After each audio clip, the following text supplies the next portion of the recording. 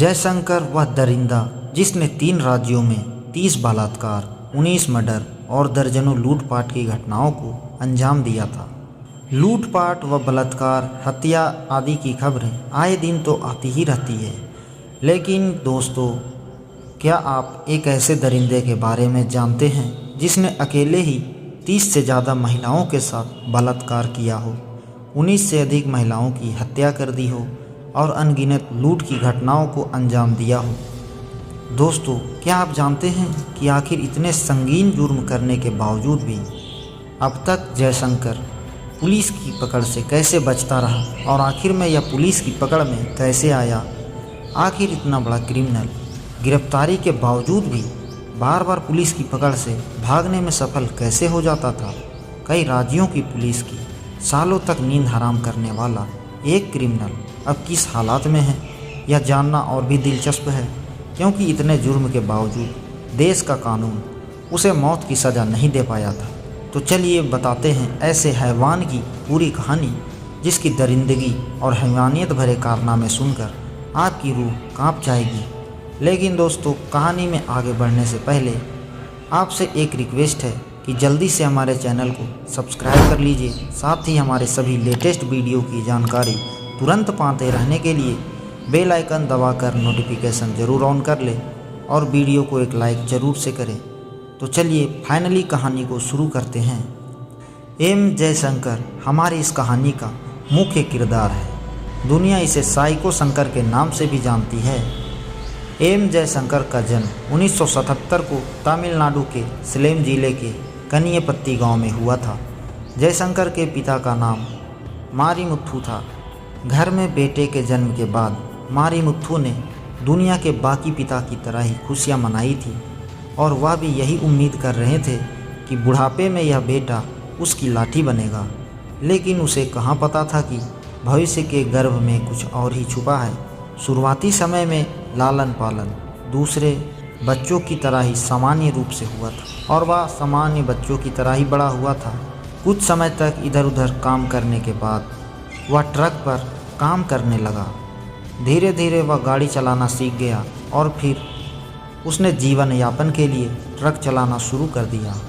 वह वर्षों तक ट्रक चलाकर ही अपना गुजारा करता रहा। इस दौरान जयशंकर की शादी भी हो गई और उसके घर में 3 बेटियों ने भी जन्म ले लिया। 2007 तक जयशंकर की कहानी बिल्कुल सामान्य लगती थी। यह कहें कि इसीलिए भी सामान्य लगती थी क्योंकि तब तक शायद इसके जुर्म की दुनिया से पर्दा उठना शुरू नहीं हुआ था। जैसा कि आपने वीडियो की शुरुआत में जाना है कि जयशंकर ने 30 से ज़्यादा बलात्कार की घटनाओं को अंजाम दिया और 19 से ज़्यादा मर्डर किया और दर्जनों लूटपाट की घटनाओं को भी अंजाम दिया। अब इन सभी का सिलसिला कब से शुरू हुआ और क्या सच में जयशंकर ने इतनी ही घटनाओं को अंजाम दिया या इसके नाम पर और भी हत्या, लूटपाट और बलात्कार दर्ज है, यह तो कोई नहीं जानता। लेकिन दुनिया की नज़रों में जयशंकर ने पहला क्राइम 3 जुलाई 2009 को किया था। दरअसल 3 जुलाई 2009 को तमिलनाडु के वह अली नाम के जगह पर रहने वाली श्यामला नाम की 45 वर्षीय महिला ने आरोप लगाया कि जयशंकर ने घर के ही करीब उसके साथ बलात्कार करने की कोशिश की और जब वह महिला के साथ बलात्कार नहीं कर पाया तो उसने महिला की जान भी लेने की कोशिश की।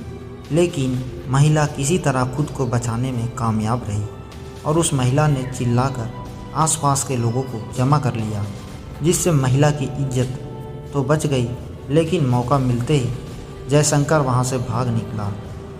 जब इस केस की जानकारी पुलिस को हुई तो पुलिस ने जयशंकर को खोजने की काफ़ी कोशिश की, वह पकड़ नहीं पाई। इधर जुलाई से अगस्त का महीना आ गया और इसी बीच जुलाई से अगस्त के महीने में तमिलनाडु के 3 अलग अलग जिलों में कम से कम 12 महिलाओं के रेप और हत्या के मामले अलग अलग पुलिस स्टेशन में दर्ज किए गए। शुरुआत में लगा कि शायद यह महज इत्तेफाक ही होगा कि 1 महीने के भीतर 12 महिलाओं की बलात्कार के बाद हत्या कर दी गई। लेकिन जांच में यह पता चला कि 12 महिलाओं की हत्या लगभग एक ही अंदाज में की गई थी। दरअसल जिन लोगों ने जयशंकर को देखा था उन्होंने बताया कि जयशंकर हमेशा अपने साथ एक काले रंग का एक लेडीज पर्स लेकर चलता था। रिपोर्ट के मुताबिक उस पर्स में जयशंकर के पास हमेशा एक कुल्हाड़ी होती थी और हत्याओं को अंजाम देने के लिए जयशंकर उसी कुल्हाड़ी का इस्तेमाल करता था। अब पुलिस पूरी मेहनत से दरिंदों को खोजने में लगी हुई थी। हालांकि तब तक पुलिस को नहीं पता था कि इन सारी घटनाओं को एम जयशंकर ही अंजाम दे रहा है। पुलिस हर मुमकिन कोशिश कर रही थी किसी भी तरह आरोपी को पकड़ा जाए, लेकिन पुलिस के हाथ खाली ही थे। इधर कुछ महीना और बीता कि आसपास के ही जिलों में 6 और महिलाओं के बलात्कार के बाद हत्या की खबरें सामने आई। मरने वाली अधिकतर महिलाओं में सेक्स वर्कर, ढाबा पर काम करने वाली महिलाएं और गरीब मोहल्ले की महिलाएं शामिल थी। महीने भर के भीतर 18 महिलाओं की बलात्कार के बाद हत्या के बाद पुलिस पूरी कोशिश कर रही थी, लेकिन अब उसके हाथ खाली थे। इसी बीच 23 अगस्त 2009 को एम जयशंकर ने 39 वर्षीय एक महिला पुलिस कांस्टेबल के साथ पहले बलात्कार किया और फिर उसकी हत्या कर दी। इस महिला पुलिस कांस्टेबल का नाम जयमा जीन था। इस महिला पुलिस कांस्टेबल की पोस्टिंग असल में कंगना पुलिस स्टेशन में थी, लेकिन कुछ दिनों के लिए इस महिला कांस्टेबल को पैरोंग मंगलूर पुलिस स्टेशन में ड्यूटी के लिए बुलाया गया था, क्योंकि उन दिनों इस इलाके में तमिलनाडु के उप मुख्यमंत्री एम के स्टालिन का दौरा होने वाला था। जब एक रात ड्यूटी ख़त्म करके पुलिस स्टेशन की तरफ जा रही थी, तभी रास्ते में ही एम जयशंकर ने इस महिला कांस्टेबल का अपहरण कर लिया और फिर कई दिनों तक लगातार इस महिला के साथ बलात्कार किया। महिला को बुरी तरीके से टॉर्चर भी किया और अंत में जयशंकर उस महिला की हत्या कर देता है। इधर महिला कांस्टेबल के गायब होने के बाद पूरे इलाके में तहलका मच चुका था और पूरे तमिलनाडु का पुलिस महकमा महिला कांस्टेबल की तलाश में लगा हुआ था, लेकिन महिला कांस्टेबल का कोई अता पता नहीं लग रहा था। खोज करते करते 5-10 दिन होते हुए 1 महीने से अधिक बीत गया और आखिरकार लगभग 1 महीने के बाद उन्हें सितंबर को सड़ी गली हालत में उस महिला पुलिस कांस्टेबल की लाश मिलती है। अब पुलिस का शक यकीन में बदल चुका था कि इन सभी घटनाओं के पीछे किसी एक ही व्यक्ति का हाथ है और पुलिस जांच में एम जयशंकर का नाम सामने आता है। आगे की जांच में यह भी खुलासा होता है कि महिला कांस्टेबल के अपहरण, बलात्कार और हत्या की घटना में एम जयशंकर के साथ साथ मोहन नाम के एक व्यक्ति ने भी एम जयशंकर का साथ दिया था। मोहन एल्बम की उम्र 50 साल थी। टीमो हंस एल्बम के अलावा 2 और लोगों को इस मामले में गिरफ्तार किया गया, लेकिन बाद में सबूतों के अभाव में उन्हें छोड़ दिया गया। हालांकि इस बार भी पुलिस एम जयशंकर को गिरफ्तार नहीं कर पाती है। जब लाख कोशिशों के बावजूद पुलिस जयशंकर को गिरफ्तार नहीं कर पा रही थी, तो अंत में एक स्पेशल टास्क फोर्स का गठन किया जाता है, जिसका काम सिर्फ जयशंकर को गिरफ्तार करना था। फिर उसको भी 1 महीने बीत गए, लेकिन अब जयशंकर का कोई अता पता नहीं लग रहा था और अंत में 19 अक्टूबर 2009 को आखिरकार पुलिस को कामयाबी मिलती है और पुलिस जयशंकर को गिरफ्तार कर लेती है। गिरफ्तार करते ही एम जयशंकर को कोयम्बटूर सेंट्रल जेल भेज दिया जाता है। गिरफ्तारी के बाद जयशंकर पर तमिलनाडु के तिरुपुर सालेम और धर्मपुरी के 3 अलग अलग थानों में कुल 13 अपहरण, बलात्कार और हत्या के मामले दर्ज किए जाते हैं। इधर पुलिस कस्टडी में एम जयशंकर से पूछताछ शुरू होती है तो वह बताता है कि दरअसल महिलाओं को दुख देने में मुझे बहुत मज़ा आता है और मैं अपनी खुशी के लिए पहले महिलाओं का अपहरण करता हूँ, फिर उसके साथ बलात्कार करता हूँ और अंत में तड़पा तड़पा कर उसे मार देता हूँ। एम जयशंकर के अनुसार महिला जितनी तड़पती है उसे उतना ही ज़्यादा आनंद आता है। 2009 में गिरफ्तारी के बाद लगभग 1.5 साल तक एम जयशंकर जेल में ही रहा।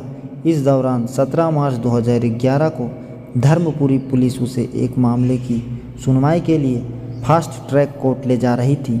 जेल से कोर्ट ले जाते समय कुछ पुलिस वाले भी जयशंकर को सपोर्ट कर रहे थे ताकि यह भाग ना पाए, लेकिन पुलिस की कड़ी सुरक्षा को तोड़ने में एम जयशंकर कामयाब हो जाता है और यह पुलिस की गाड़ी साले बस स्टैंड के करीब पहुंचती है तो वह पुलिस की पकड़ से बाहर निकलता है।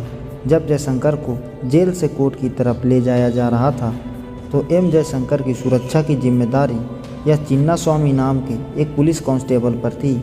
चिन्ना स्वामी जयशंकर के भागने से इतना ज़्यादा आहत हो जाता है कि उन्होंने 19 मार्च को खुद को गोली मारते हुए आत्महत्या कर ली। इधर लगभग 1.5 साल की जेल काटने के बाद पुलिस की पकड़ से छूटे पहले जयशंकर सीधे कर्नाटक भाग जाता है। जयशंकर कितना बड़ा दरिंदा है, इसका अंदाज़ा आप इस बात से लगा सकते हैं कि पुलिस की पकड़ से कर्नाटक से भागने के बावजूद अपने किए कई से कोई पछतावा नहीं होता, बल्कि फिर से अपने शौक पूरे करने में यह लग जाता है।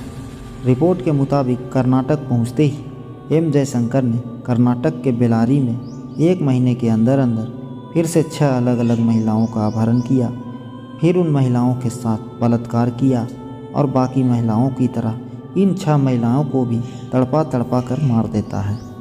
दोस्तों, आज की कहानी में बस इतना ही। इस कहानी का सेकेंड पार्ट देखने के लिए हमारे चैनल को सब्सक्राइब करके बेल नोटिफिकेशन को ऑन कर ले, वीडियो को लाइक करें और कमेंट में हमें ज़रूर बताएं कि आपको यह कहानी कैसी लग रही है। कल इसका हम सेकेंड पार्ट लाएंगे। आप सभी लोगों का धन्यवाद।